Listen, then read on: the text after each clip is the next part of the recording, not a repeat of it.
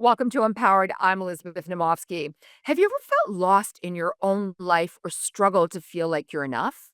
Today, we're going to explore how to step into our personal power and become the leaders of our own lives. We'll also discuss what happens when we outgrow relationships and how we can prioritize ourselves without feeling guilty. I'm joined by Kiran Mann, CEO of Consolidated Group of Bras and Chief Happiness Officer at M2M Business Solutions, Inc. She'll share the inspiring story of Lead Her and bring its mission to life, helping you lead yourself with confidence, clarity, and courage. Kieran, welcome to Empowered. Thank you for being here today. Thank you so much, Elizabeth. This is a pleasure to be here and spend some time with you. Oh, I'm just as thrilled. Let's begin. What inspired you to create Lead Her and what does the brand mean to you? So, Lead Her was born out of completely my personal realization, one that I think many women will resonate with. I was leading everything and I felt except for myself. And I was checking every box of success, but inside I felt disconnected, like I was performing, not rather living it. And so, Lead Her is about reclaiming that connection. It's a movement that reminds me, and I'm hope for every other woman that is listening to this, that they're not here just to survive success, but they're here to thrive in it, and with clarity, with courage, and with alignment. I like that. I like the fact that you talked about thriving and you talked about, feeling a little bit off. Have you ever felt lost in your life? Like really, really lost? And how did you lead yourself back to where you are now?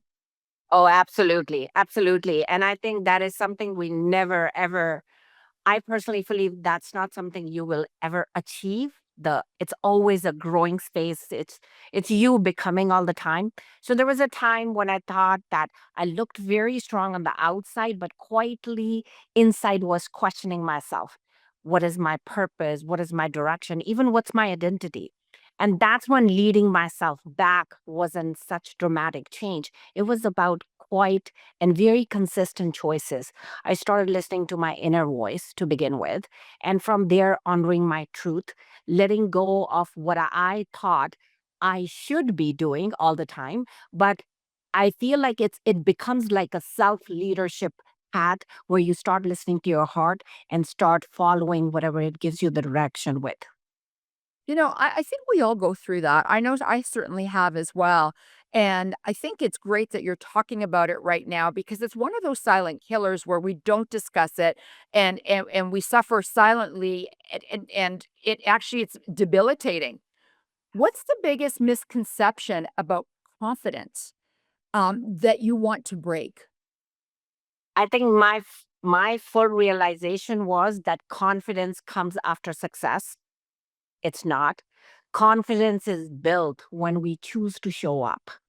Even when it's messy, even when we're unsure, it's a muscle, not a trait. And you strengthen it by honoring your voice, taking aligned actions, and refusing to abandon yourself. And I think no better than today's example where we plan to record this and be come together and nothing went perfect.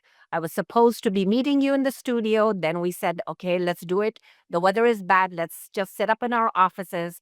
I had no power, no electricity, no Zoom facility. I literally had to grab my stuff and, hop into a car and get to my friend's house to sit in a basement. So I'm like sitting in a space which is unknown to me, the lighting that I'm not aware, the background that I'm not used to. But it's these things that allow you to come out of your comfort zone and build that muscle of confidence that whatever you're doing, you're just showing up and doing it the way it makes you feel good in your heart. And I'm glad that you brought that up because people can see I'm not sitting in my normal studio today. And Mother Nature was in charge, and you can't fight with Mother Nature. So instead of you driving 2 hours and me driving an hour and a half to get to the studio, the studio crew said safety first. And here we are, makeshift studios for both of us.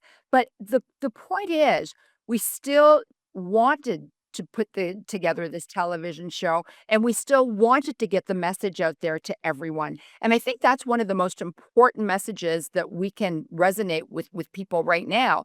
Like, we did everything we could to make this work. So please, ladies, don't go away. We will be right back with more.